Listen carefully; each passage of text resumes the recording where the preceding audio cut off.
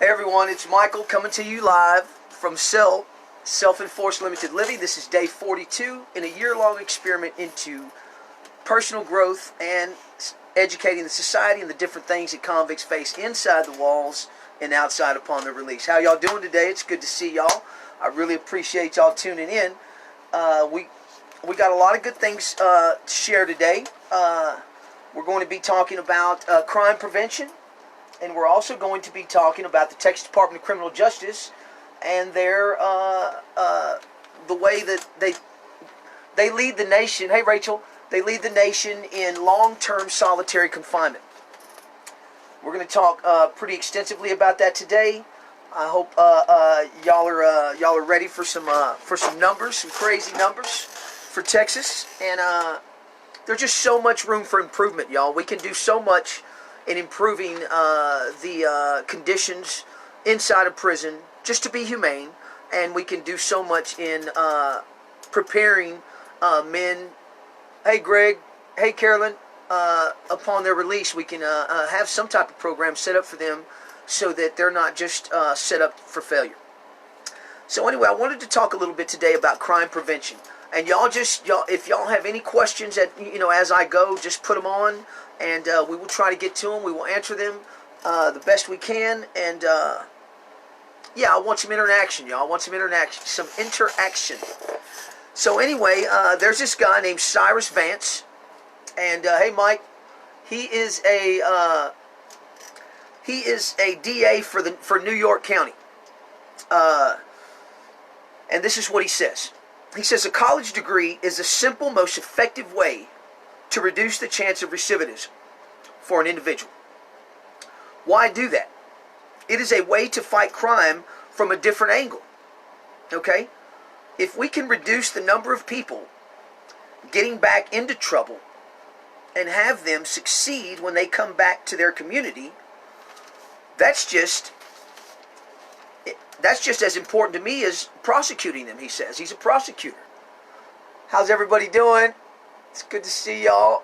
Michael Wolf, Mary Bowen, how you doing? Tyler, hey, what's going on, Tyler? It's good to see you, brother. Don, how are you, Don? I'm going to talk a little bit about one of my experiences today with y'all. Hopefully we can make it happen. Crime prevention is often more important. If you can keep a gun, hey Heather, Cy, Billy, I'm sorry y'all, there's a lot of people coming on. If you can keep a gun out of the hand of a 16-year-old by crime prevention, it is such a better outcome than arresting and prosecuting that kid for possessing that gun and shooting someone with it. Prevention is really crime fighting in the 21st century.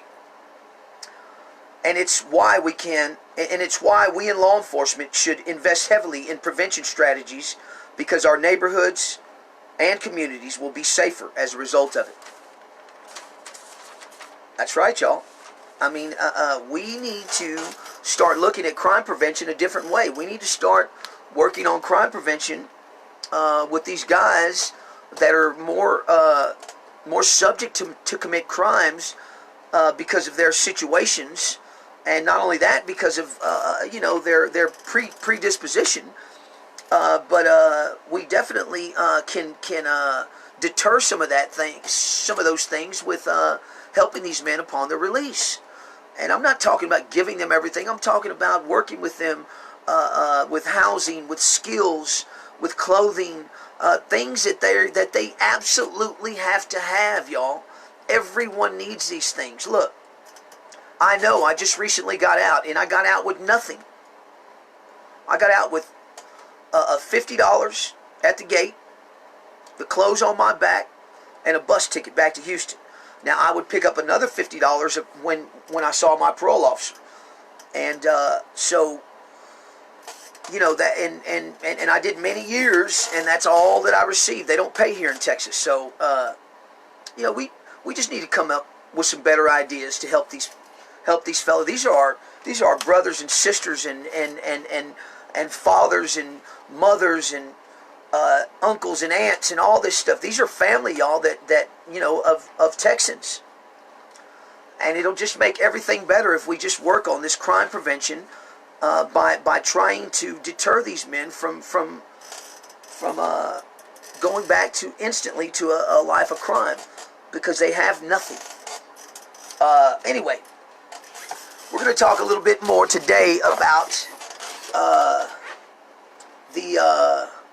like I was telling you earlier, Texas prisons lead the nation in long-term solitary confinement, which is very, very detrimental to inmates, y'all. Hey, Michael. Causes fear and screws up your decisions. That's right. Michael Fink says that they're desperate, and it causes fear, and fear screws up your decision making. And it's very true. It is very true. I wanted to tell y'all a nice little story. I was on TikTok, and by the way, I need y'all to go follow me on TikTok and like all my videos. I need some extra likes, y'all. I need y'all to get up and get in there and hit the like button on my videos. But anyway, and I got a message from a follower, and he's an he is a correctional officer, and I'm not going to say where. I'm not sure if the gentleman really wants to come on. I asked him to come on the show.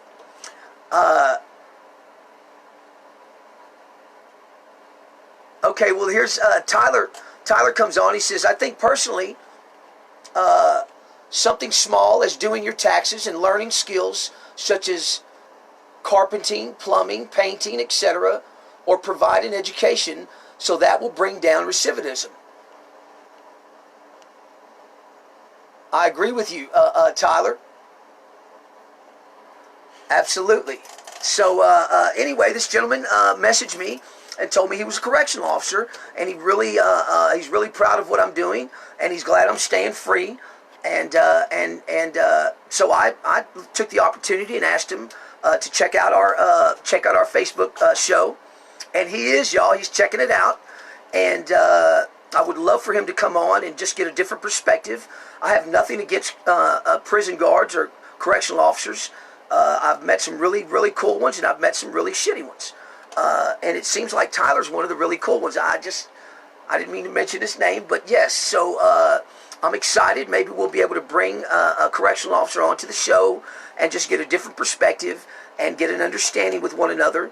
And he's got a very good perspective on what needs to be done. And maybe we can come up with some great ideas.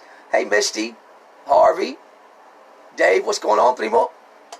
Anyway, so let me go on and talk about this. I really wanted to talk about this because Texas is leading the way in solitary confinement. Okay, Texas prisons house more than 1,300 of the nation's 1,950 inmates who have been in solitary confinement for at least 6 years.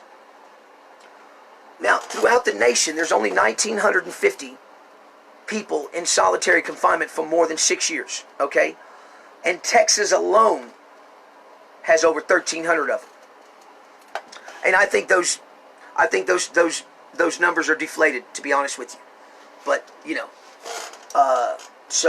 anyway, the growing bipartisan consensus around solitary confinement that it's inhumane and overused across the criminal justice system has led to its sharp decline in recent years, including in Texas. The Texas Department of Criminal Justice, which kept more than 9,000 inmates in solitary confinement a decade ago, now isolates about 4,200 of its 145 prisoners to small cells for at least 22 hours per day.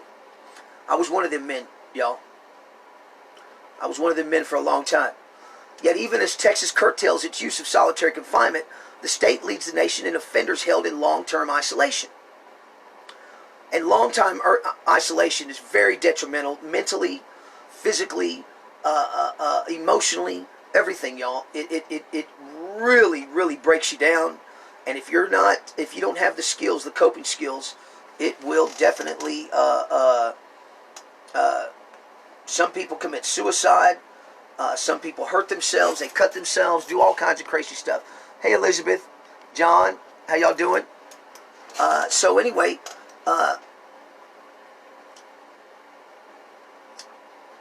okay, the state leads in long-term isolation. Nearly a third of Texas prisoners held in solitary have been there for 6 years or longer.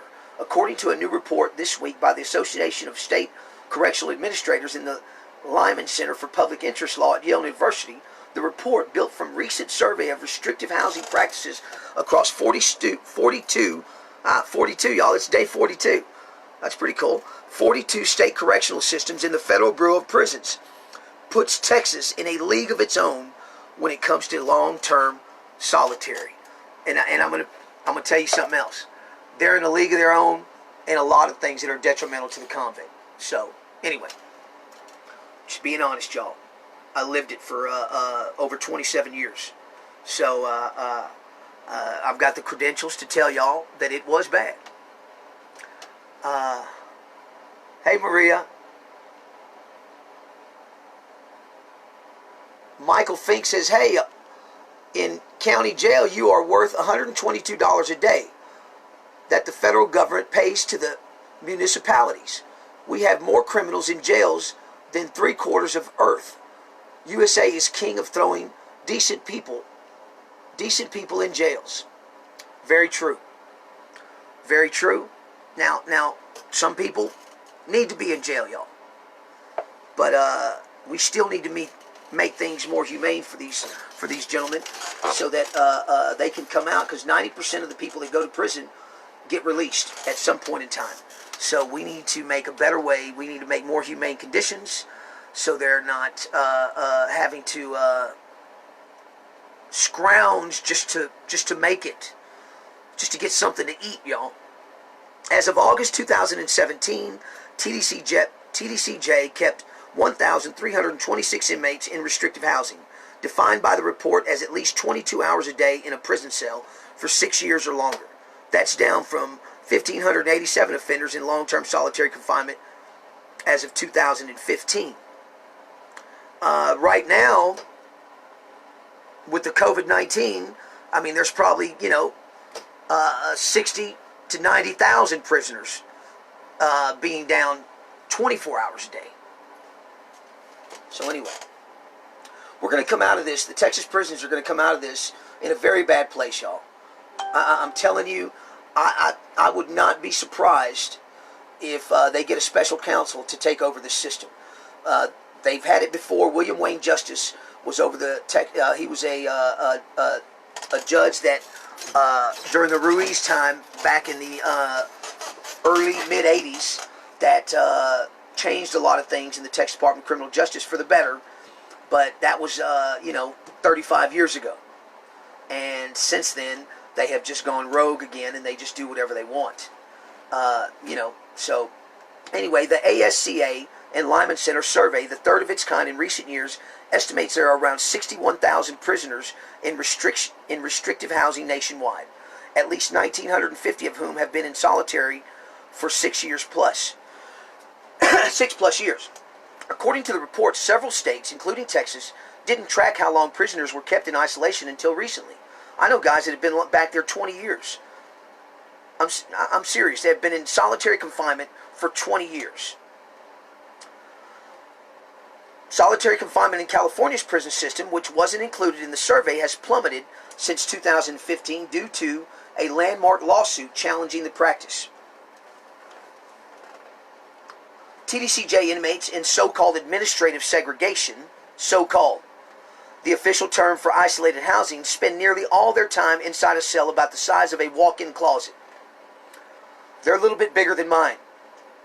The only physical contact they experience is when correction officers shackle them for brief trips outside their cells, either for showering, medical appointments, to exercise alone inside a cage, or to visit with family while separated by a glass window. And you're in a cage when you go to, if you're in administrative segregation, when you go to visit, you're in a cage.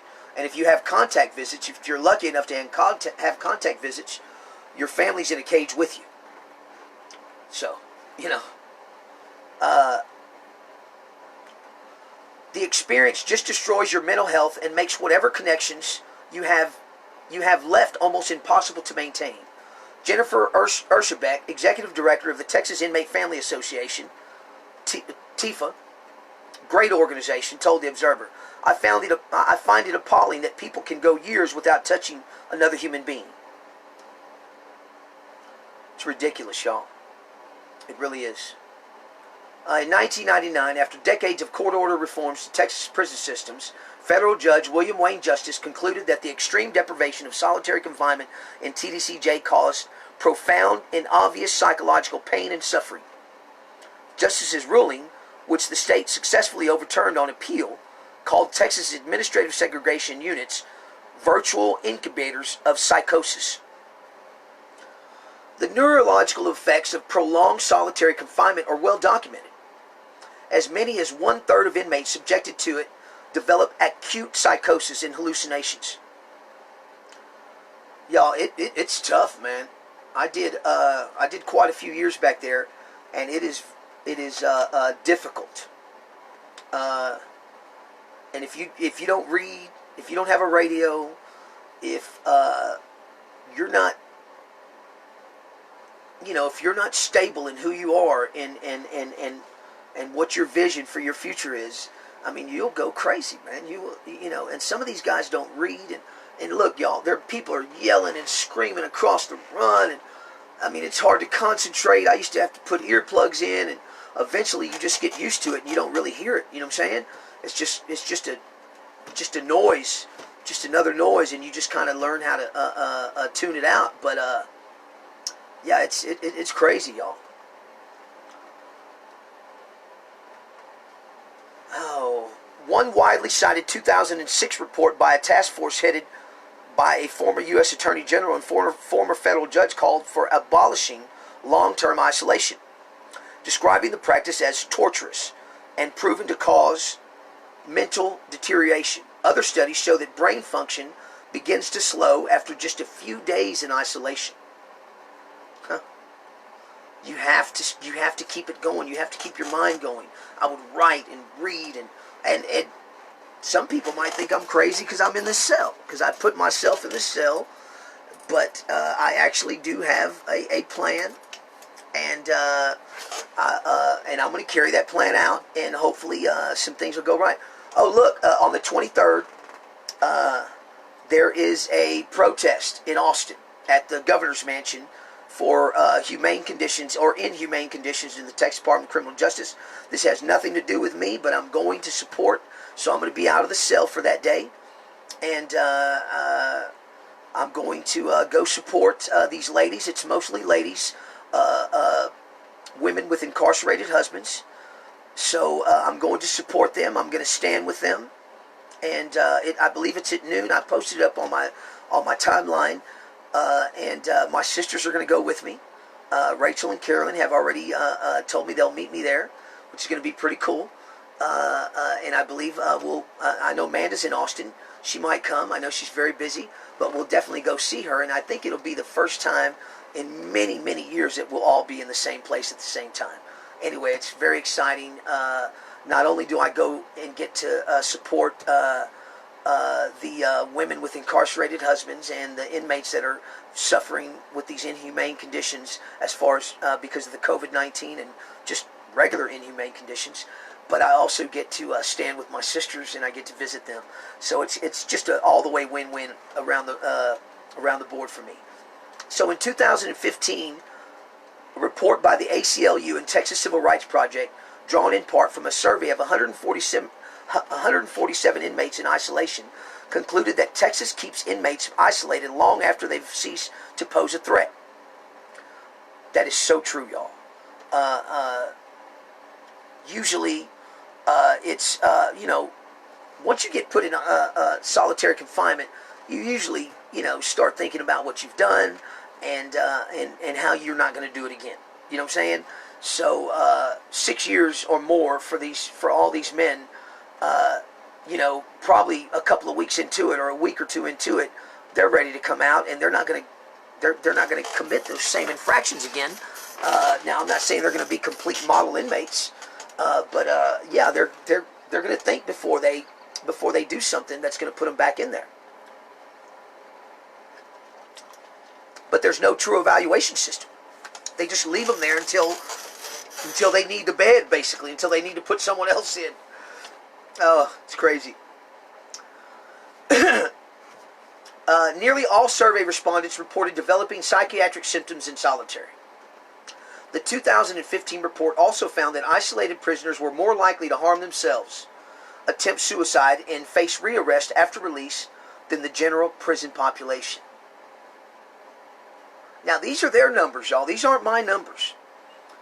These are numbers that these people have been putting together way before I came along. I mean, this civil rights and, there's been a lot of work prior to me even thinking about doing anything, y'all. So, hey, Christina, Renee, Deborah. Hey, Deborah, I hope you're feeling better. Mercy, Cherie. Hey, Cherie. Elsa. My people, Latoya. Robert, what's going on, brother? Norma, David. Look at all these people. Chris. I know I saw my boy Sam on there. He must have went off. Oh, no, there he is. What's going on, Sambo? It's good to see you, brother. I need to talk to you, man. You need to call me, or I'll call you later on today. Megan Harding, a senior attorney with the Texas Civil Rights Project, calls the state's continued reliance on long-term solitary yet another reason for Texas to establish independent oversight of its prison system. That's right, y'all. They need an oversight. They need an independent oversight, especially after this COVID-19. They need to really go in now. If TDCJ's goal is to make prisons and society safer, should be the goal, it's failing at both of those goals with its continued overuse of solitary confinement, Hardy told the Observer. TDCJ spokesman Jeremy Dessel said the agency has committed to reducing solitary confinement. We're not a follower. We're a leader in the country in assessing our restrictive housing policies and practices, implementing them in ways that other states emulate. Yeah, right. Dessel told the Observer, that's how you get to a nearly 60% drop in restricted housing. Y'all, I just left. I mean, they're not reducing any of this stuff. They might be telling people they are, and they might be shuffling people around like they do. They've got all kinds of tricks that they do to make the numbers look right. I'm telling you.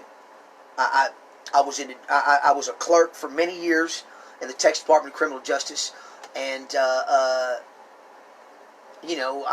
was there working, and I helped do a lot of crooked stuff for the state. Just being honest.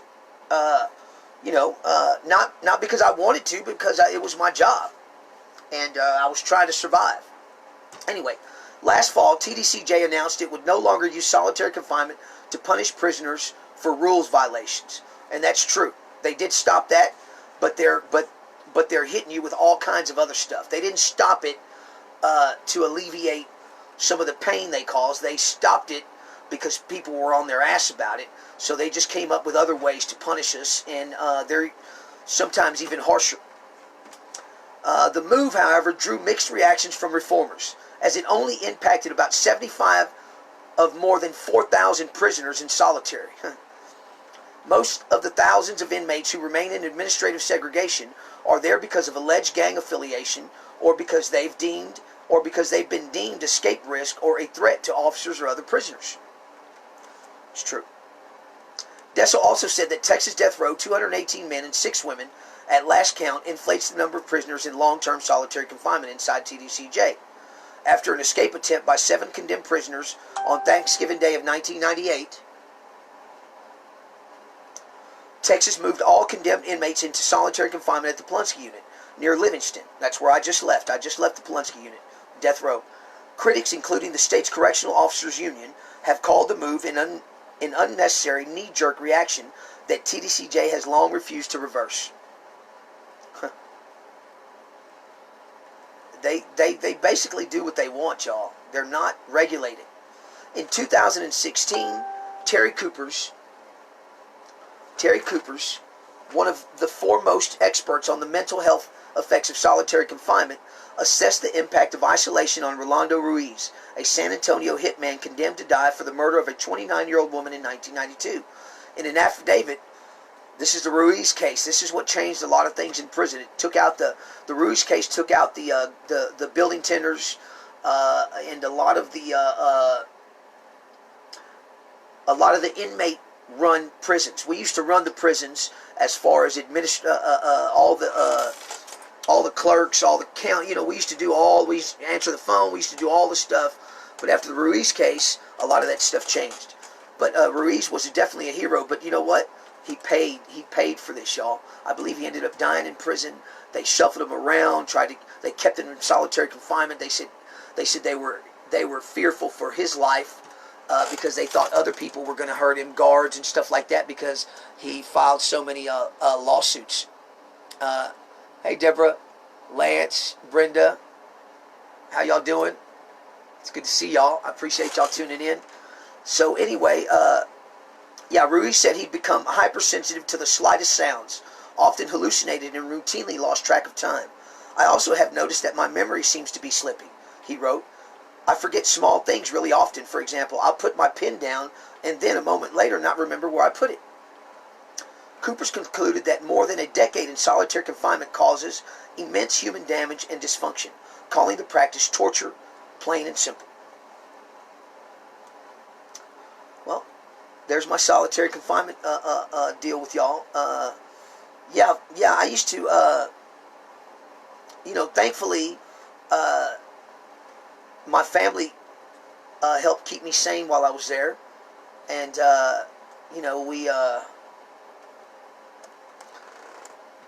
we used to do a lot of little tricks to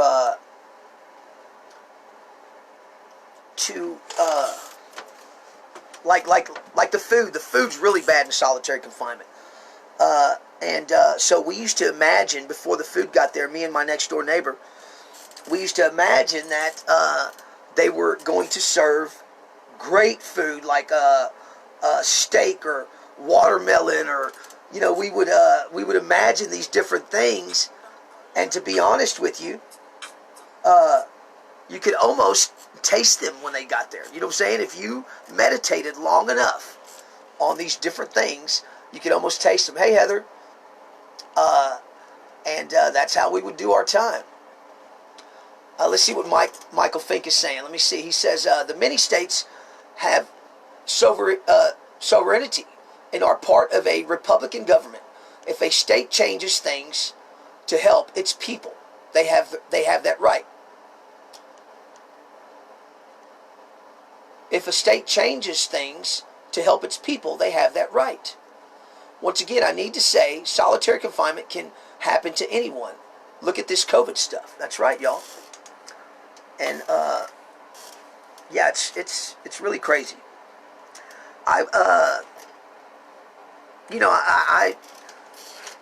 The reason I'm sharing these things with y'all, because I just want y'all to understand the different difficulties that go inside the prisons for our family members. You're never going to win inside of there. You're never going to be found not guilty for something. Even if they know you're not guilty, they know it.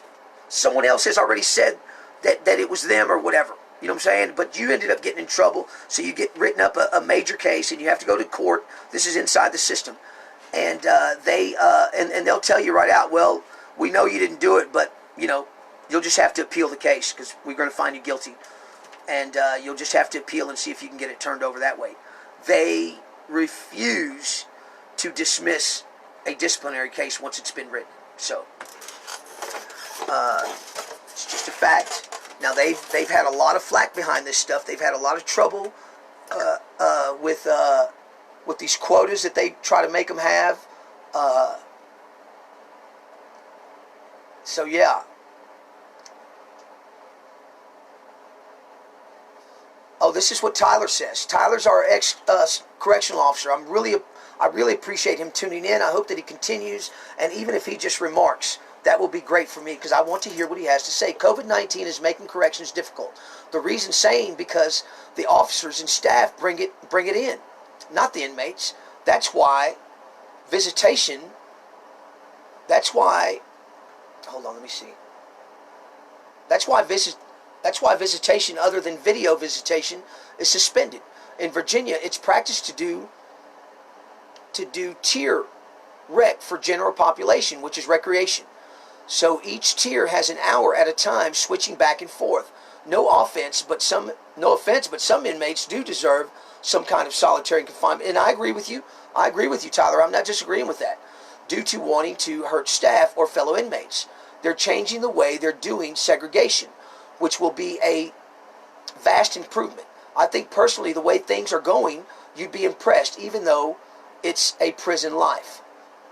Well, maybe in Virginia, Tyler, and I agree with you. They are trying to change some things, but Texas is way behind the curve. But bro, they are very stubborn, and I hope that they begin to implement changes here in Texas in solitary confinement, and I hope that they follow other states that are doing it. Virginia, whoever's doing it right, let's look at them. Let's make a model of it, and let's go with it.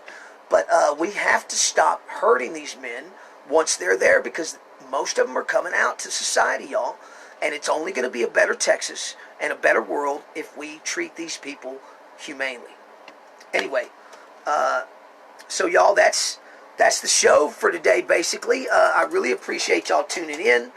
Listen, if anybody wants to meet me in Austin for the protest at the governor's mansion, it's going to be a very friendly protest. We're going to make some signs, and we're going to just kind of picket, I guess. I'm really not sure.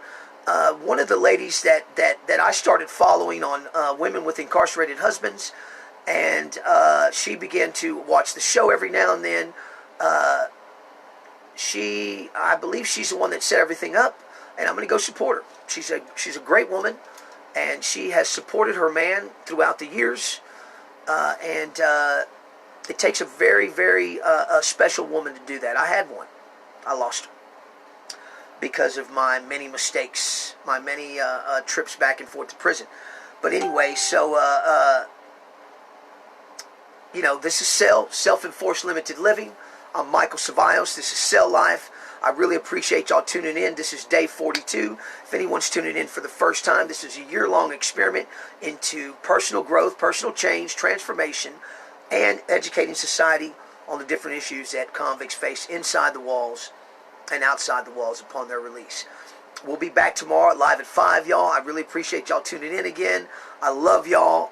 I really appreciate y'all support and encouragement, and I can't wait to share some time with y'all tomorrow.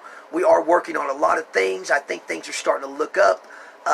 We'll be going live on TikTok pretty soon.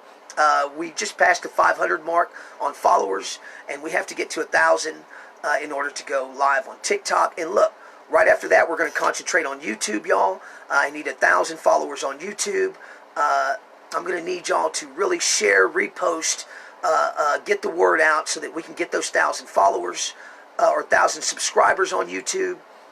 It's going to take a minute, but I want to be able to go live on YouTube. I believe that's where my platform will be, my biggest platform. I really appreciate Facebook and TikTok right now. They're really allowing me to speak about my different issues and the different things that I'm facing and that other convicts are facing. But I really want to get on YouTube, so I'm going to need y'all's help. I'm going to try and build up a Rumble so that we can go there and get it done. Our page on YouTube right now is Cell Life, Prison on the Outside. So y'all check it out. You can get a link from my timeline and find it. But I need y'all to go subscribe. I don't have a lot on there right now, but we are working on getting a bunch of content, and I want to go live on that particular platform. I'm going to stay with the live show here, but there's just a lot of things I want to do. I want to run a more live feed. I want y'all to be sure that I'm in here. I want people to understand that I'm not going in and out of here. I will be going out on the 23rd. I'm really excited about that. It'll be my first time out of the cell for longer than an hour or two. So I'm excited. So anyway, I love y'all. We'll see y'all tomorrow live at 5. Cell Life, y'all. This is Cell, Self-Enforced Limited Living, and I'm Michael Ceballos. This is live at 5. We'll see y'all tomorrow. God bless y'all.